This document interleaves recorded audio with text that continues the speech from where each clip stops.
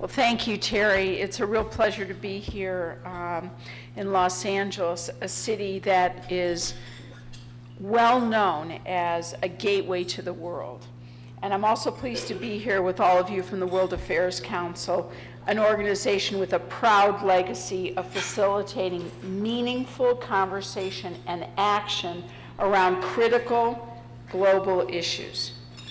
Many think of me as a Chicagoan, but what most don't know is that I actually grew up in California.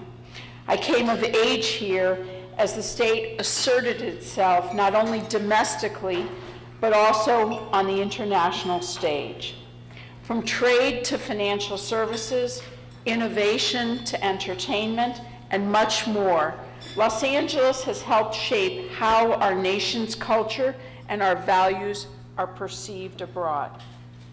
Today, I feel it's fitting for me to be back in California, now as Secretary of Commerce, to start a national conversation on the need for greater global fluency in America's business communities. What that means is helping American companies take full advantage of the opportunities to do business all over the world. At the Department of Commerce, we just launched a new strategic vision. We call it our Open for Business agenda. We are prioritizing trade and investment as the first pillar of this agenda. And that is what, sorry, I'll do my best to. And that is what I'm here to talk about today, because of the critical importance that trade and investment play in the nation and this region in particular. Los Angeles is one of America's top 3 export hubs. And a headline from the Los Angeles Times just yesterday reported that California exports have jumped to pre-recession levels due to strong performance in November. And over half of Los Angeles's economic growth since the recession has been driven by exports. At the national level, exports have jumped by more than $600 billion since 2009 to $2.2 trillion in 2012. So it looks like also in 2013 that we will hit yet another record, and those numbers will be available, I believe, in February. Also, the Commerce Department announced this week that our trade deficit hit a 4-year low in November. So this president's National Export Initiative has raised awareness about the fact that 95% of the world's customers are outside our borders. We have worked to train and empower many businesses to become exporters. But let me be clear, leaders like you are responsible for this progress. As a result of these efforts, U.S. exports have risen to account for roughly 13.5% of our GDP. Yet, vast opportunities remain. While our exports are reaching record high dollar levels, as a percentage of GDP, we are not doing as well as any of our 20 free trade agreement partners. And only 40% of U.S. companies in tradable sectors are actually exporting. So simply put, trade and investment must become an even bigger part of the DNA of our economy. We need more stories like Luro Electronics. Their CEO, Richard Brent, is here with us today. Where's Richard? There he is, over here. Luro is a small manufacturer with about 25 employees, and they make specialized audio equipment and microphones for hospitals, police stations, and university labs. And a few years ago, they were exporting $80,000 in goods per year to Mexico. But Richard knew they could do much more, and he called the Commerce Department's Export Assistance Center here in Los Angeles, and our international trade specialist worked with Luro and the team there to research the potential demand for their products in Mexico. Then we identified potential customers in Mexico and set up appointments for Luro executives to meet with them. And as a result, Luro's sales in Mexico quickly grew to more than $1 million. In fact, they recently secured additional financing to expand their business in Central America. So let's congratulate Richard and his team.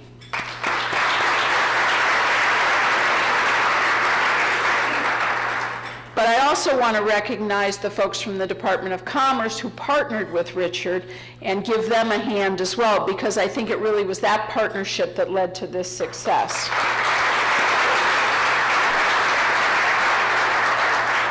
Thank you. So all over Los Angeles and all over this country, we have the potential to foster more success stories like this. So let me be clear. If you are an American business, the time is now to consider selling your product or your service abroad. With that in mind, here's what I want to focus on today. 2 things.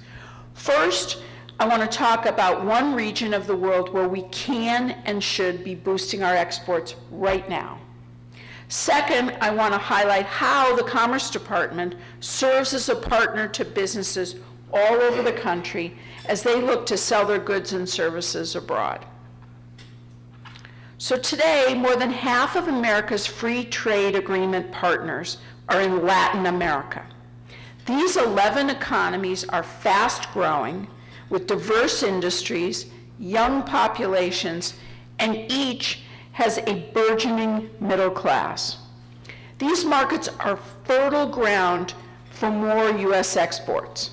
Tariffs are low, if they exist at all. And many of these countries are developing high standards in areas such as intellectual property protection, customs procedures, and openness in government procurement. More importantly, businesses, governments, and consumers in these countries want the high-quality goods and services that our companies offer. These considerations are vitally important to U.S. firms looking to do business abroad. So today, we are announcing a new effort led by our International Trade Administration at the Department of Commerce. We call it the Look South Initiative. The Look South Initiative will help businesses across the United States explore Latin American markets, learn about emerging opportunities, and tap into federal programs that can help companies sell more products into the region, expanding their bottom line. With 58% of U.S. companies exporting to only one market, usually Canada or Mexico, Look South will help companies understand why exporting to more markets is just good business.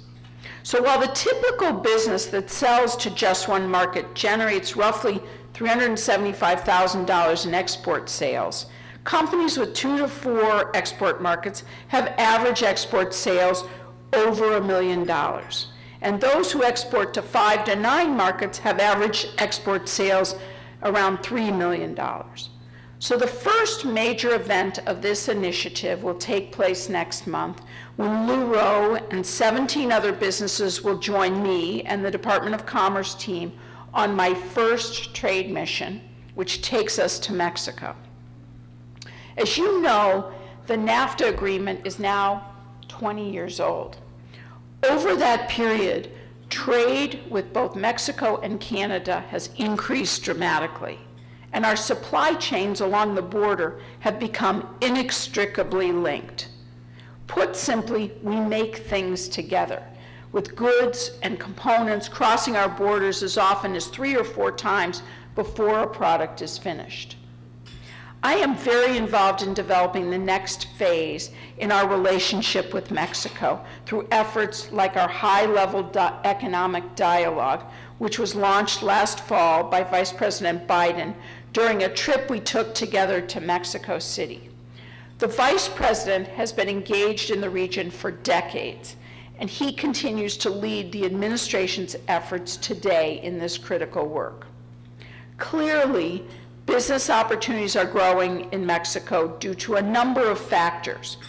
the leadership of their new administration, liberalization of key sectors such as telecommunications and energy, and Mexico's relatively young and fast-growing middle class.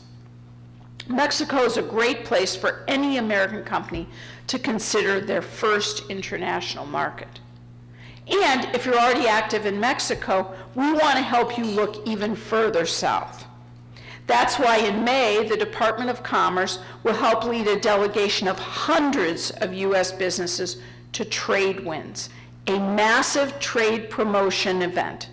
This event will be hosted in Colombia, a country where we have already seen double-digit growth in exports since our new trade agreement went into effect just in the middle of last year. So in Colombia, we want to connect our delegation to potential partners and buyers from all of the Look South countries. This endeavor will also make stops in Peru, Chile, and Panama.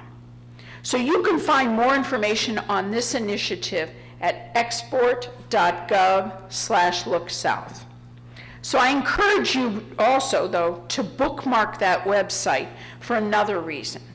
Our experts within the Department of Commerce are taking a fresh look at emerging trends and opportunities for U.S. business in Latin America. And they are posting country-specific and sector-specific research on that site.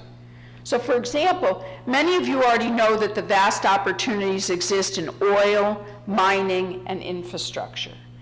But we are also seeing a new set of opportunities in industries such as medical equipment, information technology, safety and security equipment, environmental technologies, franchising, and more.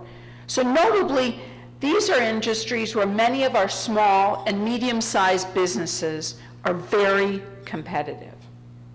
So one last crucial point on Look South. We need business leaders like you to partner with us. We need you to take a second look at your position in these markets to ensure that you are taking full advantage of free trade. If you're already well established in the region, we need you to look at your partners and your business customers who could potentially follow in your footsteps.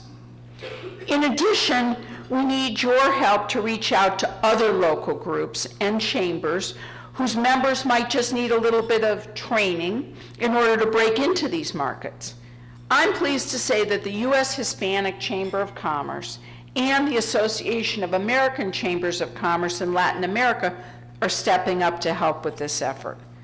We would also like to see companies organizing events, conducting outreach, and contributing in their own unique ways. So for example, both UPS and FedEx are supporting the Look South initiative. Finally, we must work together to cultivate even more advocates to spread the Look South message, particularly local and state government officials in border cities and states.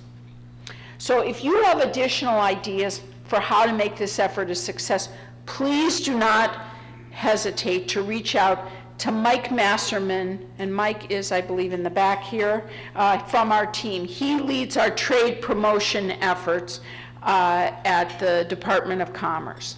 I also want to recognize our local commercial services officers. In your community, these are the people who are here to help you. Can you all stand up? Are you here in the room? There they are.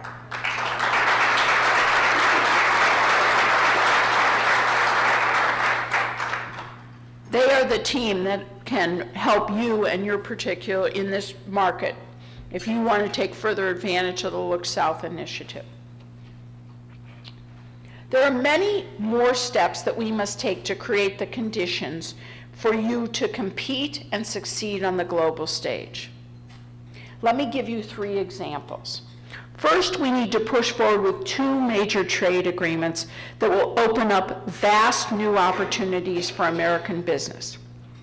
Right now, we are working to conclude negotiations with 11 other countries, including key Look South markets, on the Trans-Pacific Partnership. This agreement is known as TPP. Here in California, the benefits of TPP will be significant. Nearly half of California's goods exports, more than $60 billion worth, go to TPP countries. And this agreement should help us sell even more California-made goods and services and to move them across the Pacific. At the same time, we're moving forward with talks on a free trade agreement with the European Union. That's called the Transatlantic Trade and Investment Partnership, known as TTIP. TTIP is crucial for lowering both tariff and non-tariff barriers to trade. So together, these two agreements, the TPP and the TTIP, will cover more than 60% of global GDP. Our businesses need to start preparing right now for the unprecedented opportunities that will flow from these two agreements. I'm sure that some of you are doing just that. But not only do businesses need to start preparing for these agreements, we also have to provide sufficient training for our workers to succeed in an increasingly global economy. Once negotiations of these agreements are complete, all trade agreements must be approved by Congress. The first step in that process is passing something called Trade Promotion Authority. And in fact, a bit earlier today, a bill to do just that, past Trade Promotion Authority, was introduced into Congress. Every president has had this authority going back several decades. It is very important that we get this step done. Once Trade Promotion Authority is approved, we're one step closer to opening new markets, ensuring a more level playing field, raising global standards, and supporting more American jobs.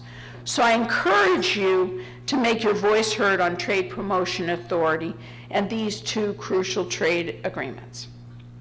Second, we need to support and welcome more foreign direct investment into the United States. This is one of the President's top priorities, and it's another key way we are working to compete in a global economy. Los Angeles County is home to about 4,500 foreign-owned and affiliated businesses. Directly and indirectly, these firms employ 1 out of every 10 private sector workers in this region. These businesses are a crucial part of the fabric of the economy here in the Southland. Today, the United States has never been better positioned to attract foreign investment. More than ever before, global firms are looking to expand in the United States for a number of reasons. Our rule of law, our intellectual property protections, our stable financial markets, our universities, our enormous consumer market, low cost and abundant energy, and most importantly, the ingenuity and flexibility of our people. The administration is seizing this opportunity. Through Select USA, we are connecting foreign businesses with economic development officials across the country. Our Select USA staff are serving as ombudsmen to foreign companies as they navigate the US market so they can make their investments here. We need your help to foster a broader understanding of the benefits to your community and to all communities of foreign direct investment. US subsidiaries of multinational firms employ more than 5.6 million US workers. They pay on average compensation annually of $77,600, and they account for 20.5% of the value of US goods exported in 2011. So we are seeing the benefits of foreign direct investment in communities across the United States. So for example, in Spartanburg, South Carolina, BMW has invested billions of dollars and employs 7,000 Americans in the area. This is a success story worth replicating in every state in our union.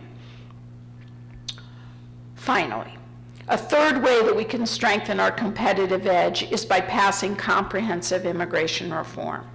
We are a nation of immigrants. My own great-grandfather came to the United States from Tsarist Russia, dirt poor, at the age of 10. He taught himself English, worked several jobs, earned his law degree at night, and opened a law practice at the age of 30. Now, I'm sure many of you in this room have similar stories. But today the facts are clear. About 40% of Fortune 500 companies were started by immigrants or their children. Immigrants start about 28% of new businesses in the United States, even though they only account for 13% of our population. And here in Los Angeles, immigrants account for 1/3 of the metro area's total economic output. The problem is our current immigration laws do not support a dynamic and competitive 21st century economy. Now, the Senate bill that has passed will help change that. It will expand temporary and high-skilled worker programs that our businesses need now. It allows us to staple a green card to the degrees of graduate students instead of forcing potential innovators and job creators to leave after being trained at our universities. A mind-boggling concept to me. And in addition, the bill takes common sense steps to increase the number of international visitors, such as business travelers, by improving the visa waiver program and the entry process.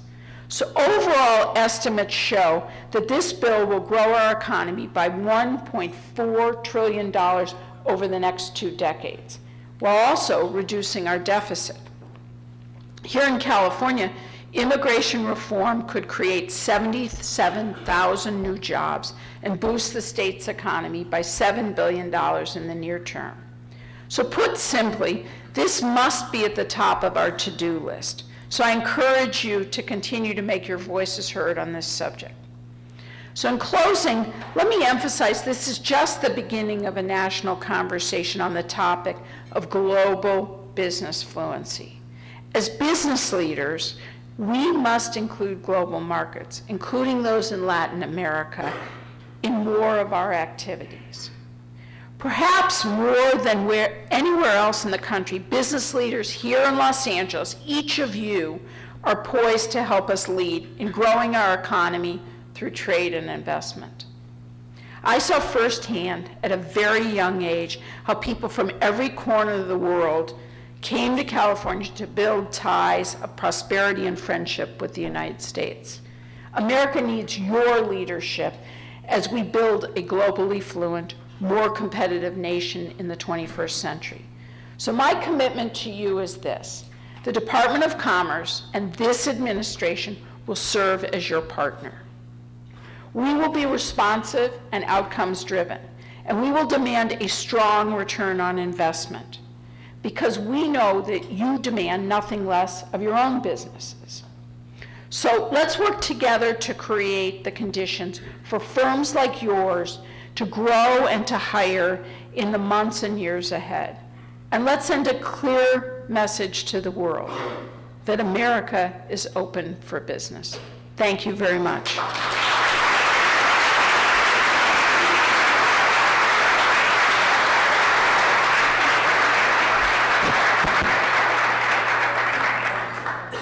Thank you so much, Secretary Pritzker. And we'll entertain some questions. Jessica has a microphone. If you put your hands up, we'll go around the hall. Thank you so much. Thanks. Madam Secretary Davis Goodman. Hello. How are you? Good. I was wondering if you could give us an update on where things stand in the Pacific Rim and in the European countries with the trade talks. Well, the next round of the TPP negotiations and what we hope will be close to a final round should occur in February. The TTIP negotiations are continuing on.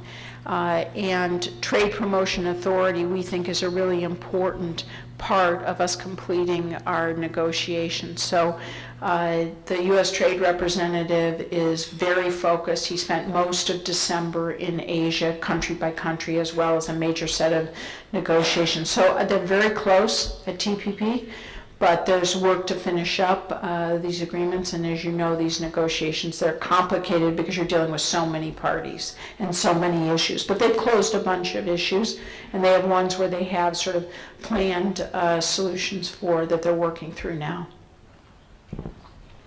My name is Barbara Walker. I just heard coming here that California has the largest unemployment and the largest homeless rate. And with China owning half of our national debt, what can we do to get back on our feet? Well, as I said here, I think that, our job at the Department of Commerce is to help create the conditions for the private sector to grow. And growth in the private sector economy is what's going to help us with our unemployment challenges. And one of these, I think a number of initiatives, like as I talked about, growing our exports, because exporters, there are 10 million jobs in America supported by exporting activities. 1.3 million of those jobs were created since 2009. We have several communities in the United States where their entire growth since 2009 has come from exporting. So that's why I'm such a big proponent of taking advantage of the services offered by the Department of Commerce for companies to export. The other thing I think we can do is invite good companies to come to America and to grow and to build their facilities and provide their goods and services here in America, employing American workers. So that's why you see trade and investment as the #1 pillar for the Department of Commerce and an extraordinarily high priority for the President of the United States and this administration. Right here.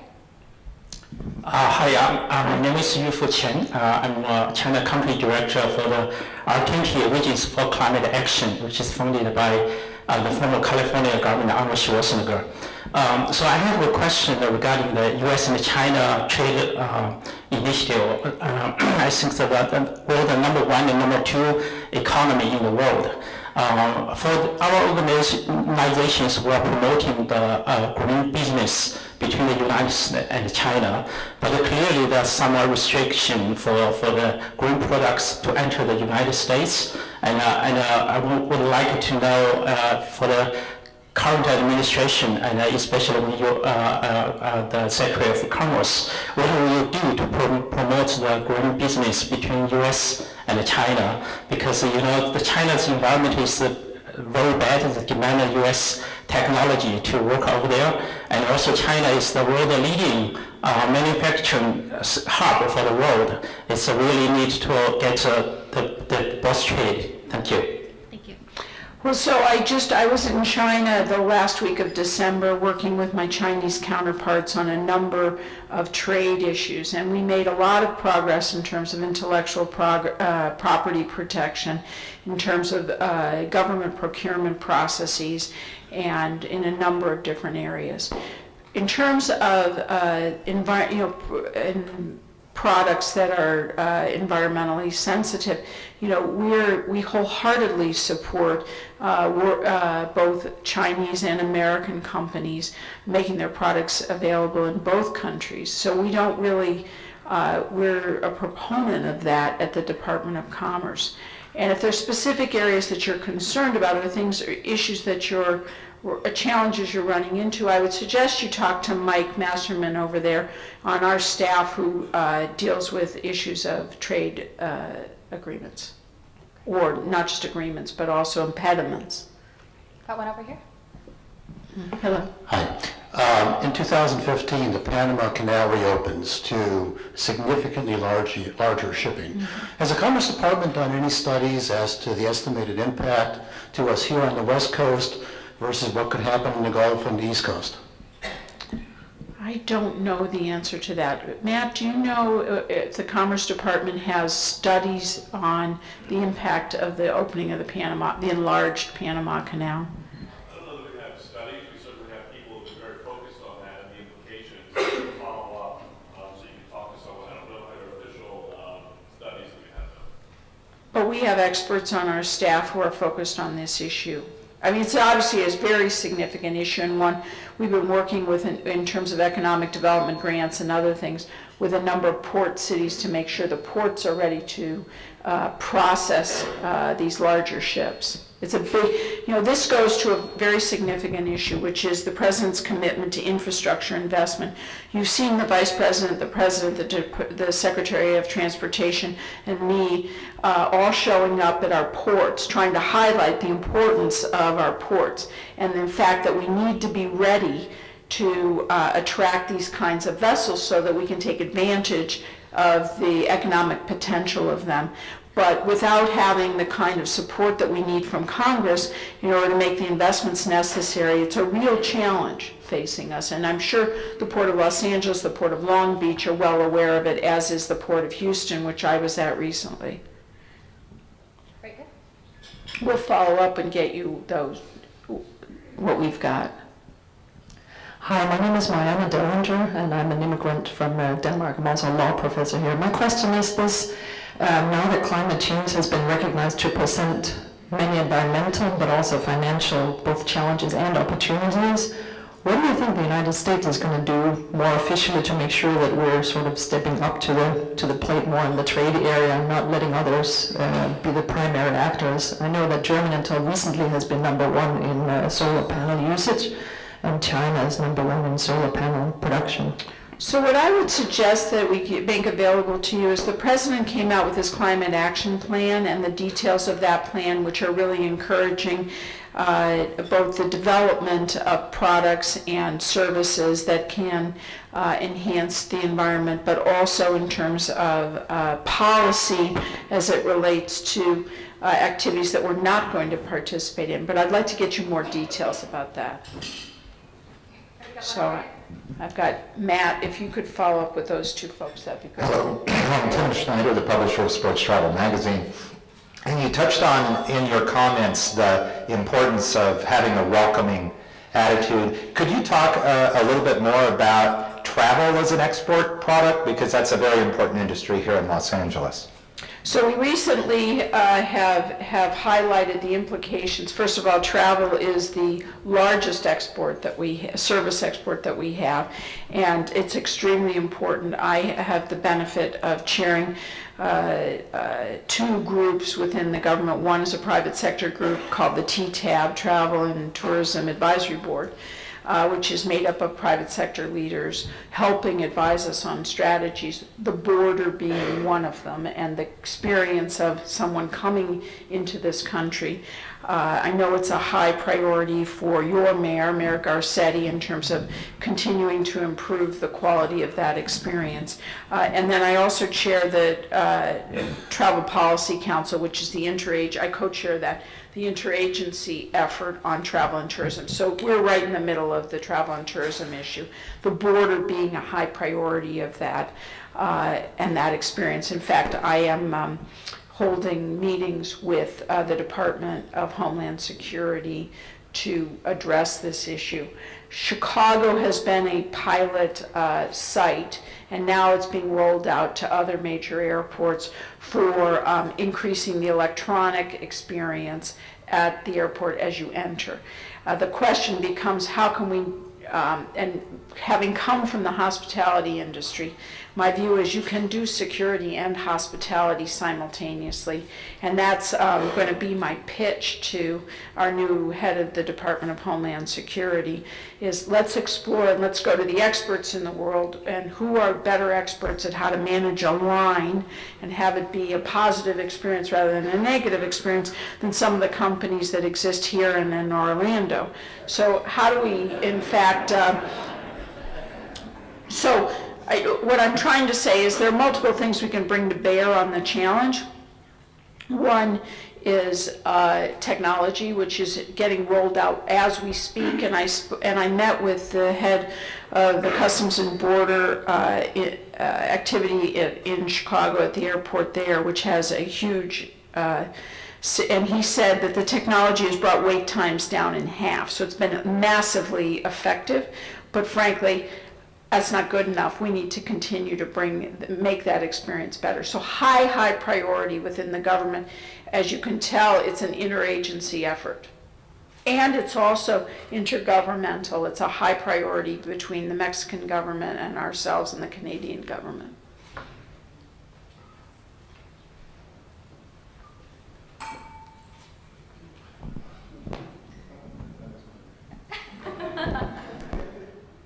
Secretary Pritzker, thank you so much for coming. Thank you. Thank you all.